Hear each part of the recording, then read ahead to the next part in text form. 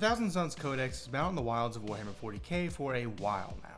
Thousand Sons are my number 2 army out of 3, and I've been putting them through their paces on the battlefields of the 41st millennium. I'm going to talk about my top 3 detachments in this new codex, the lists I ran with, how they stack up, as well as how the army's sitting in general. Let's get into it. Welcome back to Starhammer.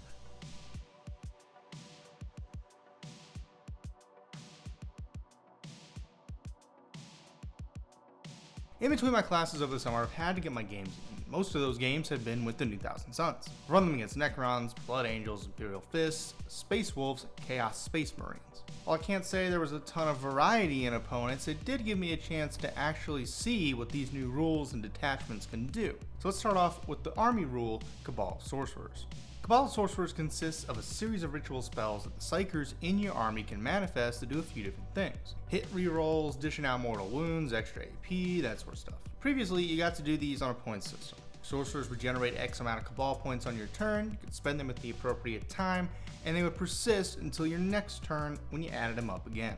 It also functioned as a one and done thing. Each psyker could cast one ritual per turn, and once you cast it, you cannot cast it again unless you had a rule stating otherwise, and it would only work if you had the Cabal points to do so. If you had to roll for something and failed, well, you're out of luck. Now it's more reminiscent of the psychic phase of editions past and is a little more forgiving. You now have only 4 options that you can use on your turn at the start of your shooting phase, but each is relatively useful. You now have a warp charge minimum you have to meet by rolling 2 dice, and you can also supercast it by channeling the warp.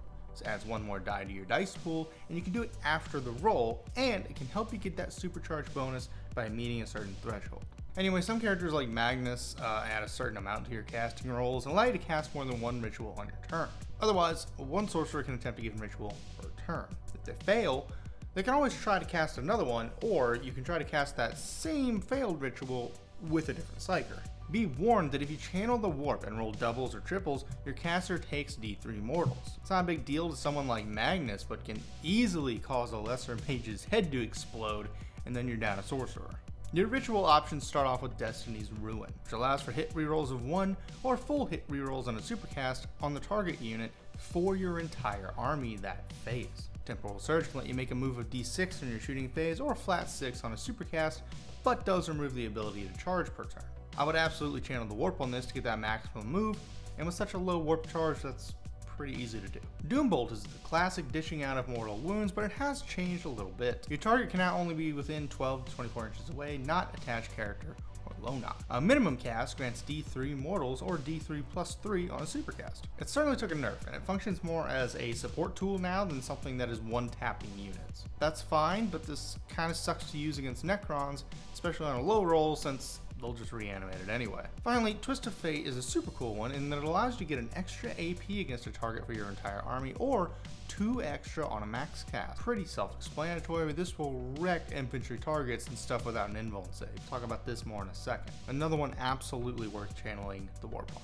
I like that the Cabal is a bit more functional and practical now. I also like that the other sorcerers can attempt failed rituals, and it encourages a little bit more strategy in how to apply them. Not having to counter Cabal points is also great. It doesn't seem like that big of a deal, but there's enough crap to keep track of in this game, and that's a small quality of life improvement. Let's kick things off with my favorite detachment and the one I've been most excited for, Rubric Phalanx. If you're like me and think Rubric Marines are just the coolest little guys, then this detachment is for you.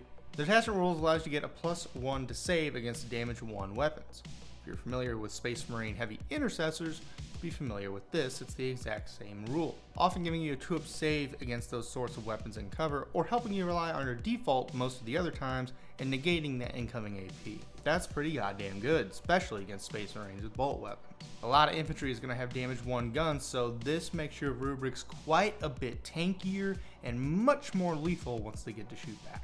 The stratagems are also pretty great. I don't think any of them are bad at all, and they make sense for their command point cost. Ardent Automata for 1 CP allows you to shoot charge after falling back. Inexorable Advance for 1 allows you to ignore any modifiers to move in advance and gives weapons assault. Infernal Fusillade for 2 gives all the bolted weapons strength 5 and the psychic keyword, though I think 2 CP for this is a bit much considering psychic really doesn't mean anything. Revenge of the Rubrici is super cool in that it allows you to make a shooting attack in your opponent's shooting phase when they destroy a psyker model within 6 inches of the target unit, provided the enemy is an eligible target. And that's only 1 CP. Implacable Guardians is a bit expensive, but can come in handy on casino dice damage rolls you'd find from Meltas or Las cannons, and that it subtracts 1 damage taken by this site. Finally, Unwavering Phalanx is a 1 CP drop that you can pop in the charge phase that makes your opponent take a -1 to wound. Great at canceling out the lance bonus from Custodian Praetors or things like that. The enhancements aren't bad either, with Risen Rubrikai letting you pick 2 Rubric Marine squads or 1 other Rubric Marine squad, i.e.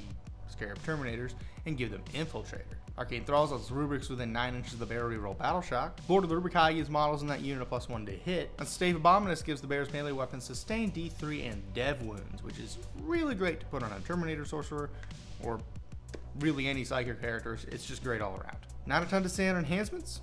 They're all useful and priced reasonably well. So how did this detachment play? Best way to sum it up is that with the right combos, Rubric Marines can rip through almost any unit on the board. Their AP saw a buff across the board, with their Bolters and Soul Reaper cannons now being AP 2. You can take an Icon of Flame, which allows those range attacks to ignore cover. Now, if you combo this with Destiny's Ruin to get the hit rerolls of 1, or the whole roll of a selected unit if Supercast, ignore cover, AP 2, plus the Rubric ability to reroll wound rolls of 1, or the entire roll if the enemy's on an objective, it's already pretty scary. Throw Twist of Fate into the mix, however, and you get an extra AP or extra 2 AP of Supercast. If you got the CP, go ahead and pop that stratagem to give Bolter Strength 5 as well. His combo shreds through most infantry and even some vehicles. My guy shredded through a fucking Vindicator using this combo, and the Blood Angels, Death Company, and Sanguinary Guards being forced to rely on those invulnerable saves against such a high volume of fire is a great way to keep them from a point and force their heads down. Also works wonders against most Necron units as well. Average around maybe 12 out of 18 bolter shots wounding, and about 8 actually doing damage on units with invulns. That's enough to wipe out some units outright or really mess up that squad most of the time. However, against units that don't have a counter to that much AP, Rubric Marines are a really scary thing on the board. And of course, that's just my dice rolls that were being pretty good to me in this detachment, so I'll take that with a grain of salt. Playing 2K with these guys, I'm running Magnus and Exalted, a regular sorcerer for the characters with the Arcane Thralls enhancement. For battle line, we got 4 10-man Rubric squads with 8 rocking bolters and 1 rocking Soul Reaper.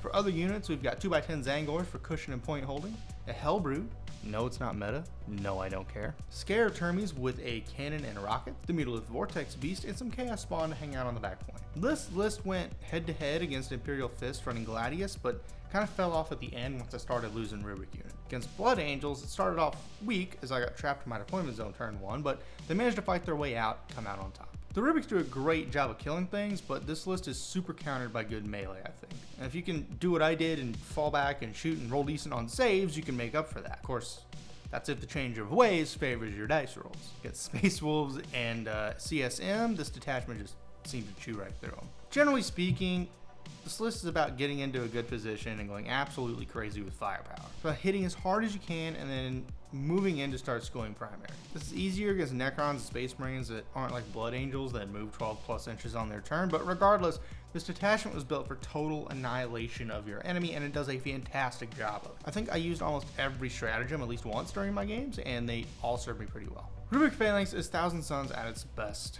in my opinion.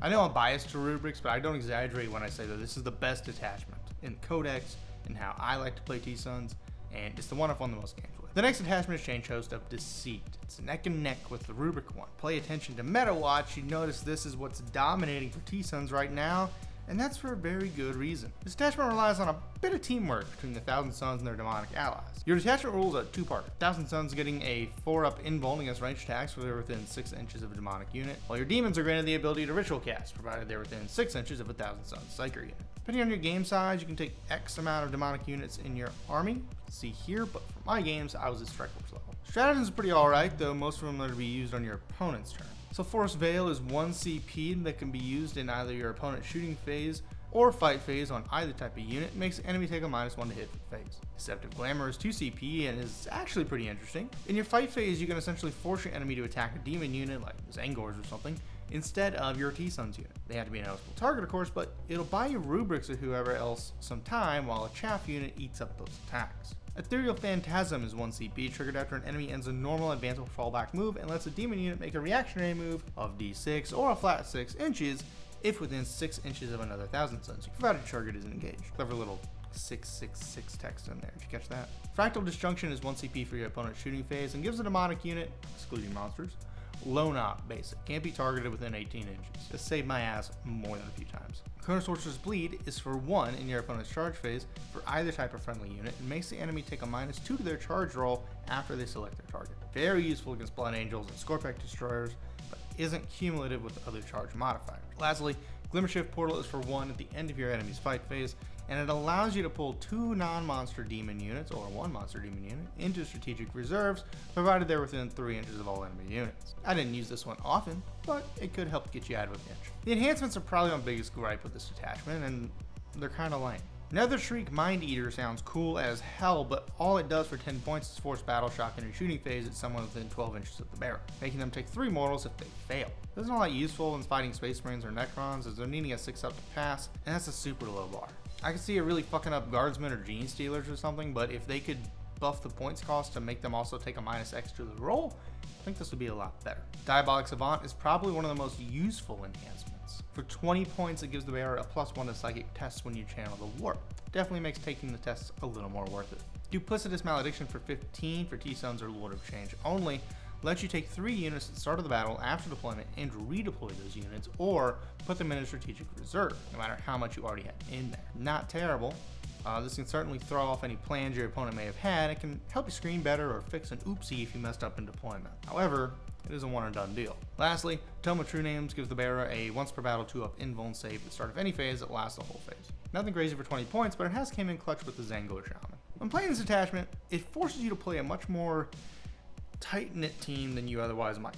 That 4-up invuln on T-Sons units is an actual game changer. Demons being able to cast rituals is also a game changer, in that a T-Sons unit might not be able to grab a line of sight on an enemy for a ritual, but that demonic unit within 6 inches sure can. It really forces you to think more and be more deliberate and strategic, especially during movement. It also just opens you up to a whole slew of really cool units. My list was a Demon Prince without wings, Exalted Sorcerer, Regular Sorcerer, and Zangor Shaman for my characters. For battle line, 4x10 rubrics with bolt guns and a Soul Reaper. For others, 1x2 Chaos Spawn for the back point, 1x3 Flamers, 1 Hellbrute, 1 Vortex Beast, 1x5 Scarab Termies with rockets and cannon, 1x3 Screamers, and 1x3 Zangors enlightened with great bows, and 2x10 regular Zangors.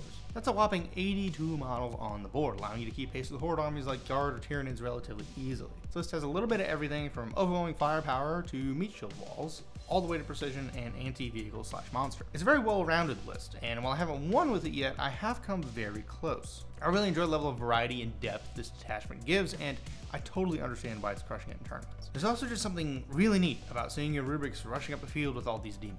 I mean, just imagine. Rubric Marines laying down oppressive amounts of bolter fire, your Demon Prince leading the charge as Exalted Sorcerers hurl bolts of warp energy at your enemy, and screaming otherworldly demons of all shapes and sizes, running beside, flying above. Pretty cool scene, right? I think you need a Lord of Change / Kairos to really crank up the hype for this detachment. Since he's a monster, you can really cheese the rules in that 4-up invuln save using the wings, as well as cheese out ritual casts a little bit as well. Either one, Kairos or generic LOC, would work, though I'm not sure which one would work better. Kairos is a powerhouse, but the generic LOC has a bit more utility. But Kairos does give that extra CP if he's on the board. If you run these guys in this detachment, you let me know what works best for you.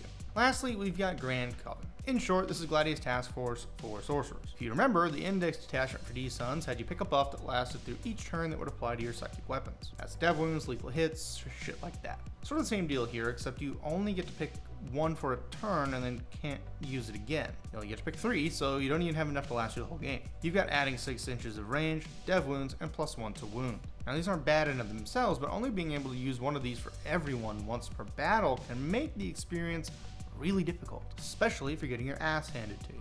But Colin, it makes you think strategically. It's a strategy game, Colin. Think of the strategy. Here's the thing, Warhammer nerd, and this is probably my biggest gripe with Thousand Sons and 10th edition in general. A psychic as a concept has a ton of potential. In practice, it's extremely limited. Comparatively speaking, psychers make up a smaller population than everyone else in the 40k universe, but if you're gonna have that concept and mechanic in the game, you owe it to the players to actually do something with it. Without Grand Coven, and I think a few other stratagems sprinkled throughout this army that are very specific, Psychic means fuck all. It's a keyword that does nothing. It requires a constant. And if I'm playing an army like Thousand Sons or Grey Knights whose entire shtick is being Psychic, I'd like that to actually mean something.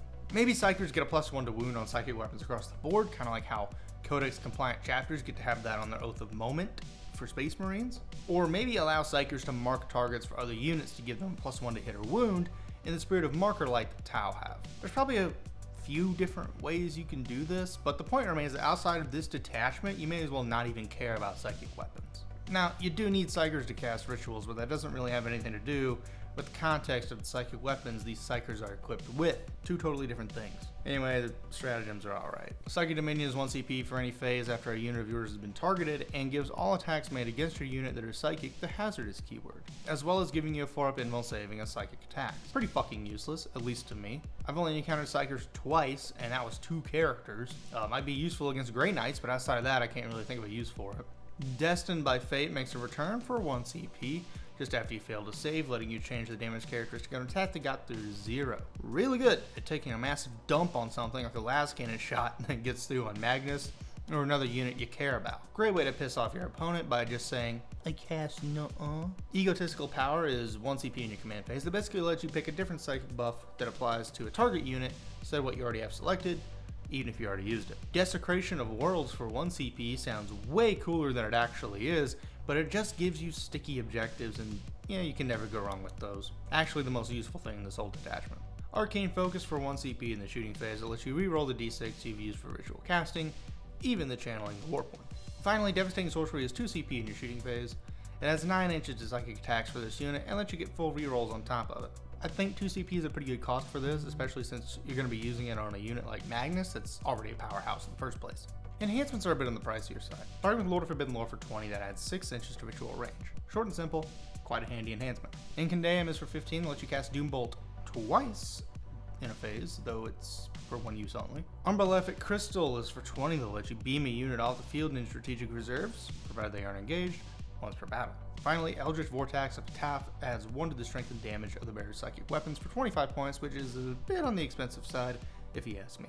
For this list, I'm running Ahriman, a Demon Prince without wings, Magnus, and a Terminator Sorcerer for characters, 4 squads of rubrics, 2x10 and 2x5 respectively, rocking the usual Bolter Soul Reaper loadout. In other units, you get Chaos Spawn to camp the back point, a Vortex of Beast, 1x5 squad of Termies, and a 1x4 unit of robots. This is a list and detachment you want to play as aggressively as possible. If you ever played Gladius, you know how important it is to hit hard and fast and get good positioning going on the field so you can get the most out of your buffs. We're focusing heavy on casting, so Ahriman is giving himself a +1 to cast, Magnus is casting twice per turn, adding 2 to the results. The Demon Prince is there to support his team with a 6-inch stealth aura for infantry models. He adds 1 to the casting on himself if a friendly Psyker dies within 9 inches. And he's going to be rocking your Lord of Forbidden Lore for that extra 6 inches of ritual range. Our Terminator Sorcerer is rocking the Eldritch enhancement to give his anti-monster vehicle attack that little bit of extra damage, buffing it to 3. He also grants lethals to the Termies and can marker light an enemy for the T-Suns for the remainder of the phase, giving units a +1 to hit. Not really going to go over the Rubik's Chaos Spawn again, but the Vortex Beast is cool in that it serves in an AT capacity and can deal mortals at the end of the movement phase on an enemy within 6 inches, provided you roll well enough for it with the mutating Vortex aura. Each time you channel the warp within 6 inches, you add 1 to the result, potentially helping you negate any doubles that would otherwise grant you some mortal wounds. The robots are pretty good picks for just about any list in general, but they're actually just a really useful unit. At T6, 4 wounds, a pop with 3-up save and a 5+ invul, and these guys can take some punishment. I run them with their range configuration for maximum lethality, granting you rockets, a beefy flamer, and a terrifying Melta. They also have Infiltrator and Stealth, making them perfect for scoring early secondaries and camping midfield points. For 180 for 4, I'd say they're pretty good for what they are. As you probably guessed, positioning is key. Take great care in placement so you get the maximum benefit out of all these auras and make your opponent make choices on what they're going to go after. It's going to be Magnus 90% of the time. Spoiler alert. This is probably the list I had the least amount of fun with. I strongly dislike the inconsistency of Gladius, and that doesn't change with the magic version of it. Actually playing it hasn't changed my opinion that it's lazy and a detriment to the army as a whole. The thing they had going in the index detachment was fine for it, and they should have made this more like Templar Vows, where you pick dev wounds or whatever for your psychic attacks, and it just lasts the whole game. That said, this is an okay detachment overall, I guess. It's the one I had the third most fun with. The list above does well, but it just doesn't feel like it has a lot of soul to me. I feel like I'm trying to pick more meta shit than I am trying to have fun. Change Host of Deceit is top dog detachment right now, and for good reason, but with Change Host, I feel it's more fun than it is trying to chase a meta. Rubric High Phalanx is just a giant tool of destruction if you play your cards right. Not much more to say on that. I've always tried to play T-Suns in a more aggressive manner, but that detachment lets you go really hard. At the end of the day though, these are all the best detachments for Thousand Suns in my opinion. I've won a fair number of games with Rubric Phalanx, and generally speaking, the army feels like it's in a really good place. It feels balanced, ritual casting feels more like a force multiplier than a clutch mechanic, and though there are fewer of them, they feel more valuable in their current state, even if you can't doom bolt one-shot certain vehicles anymore. The army's in the best state it's ever been this edition. If you're thinking of getting into Thousand Suns, or returning back to the fold, or doing some opposition research, you've picked the best time to do it, and the best video too. The change of ways is ever switching things up on us, but I think that these detachments and these lists are going to be here to stay. That's it for this one, y'all. Y'all know I love my Thousand Suns. I even broke down and started running Zangors, and I'll admit, they ain't half bad for what they can do. Small update though, I did end up getting a Lord of Change kit in the time when I was writing all of this, so I'll be adding him to the list of the Demon Detachment and seeing how that goes. What do you think of Thousand Suns right now? Are you happy with their current state? If you're new, did this encourage you to try them out? What lists are you guys running? Let me know down below. As always, drop a like if you like it, a subscribe if you really liked it, hit that notification bell so you don't miss any videos, and I'll see y'all in the next one.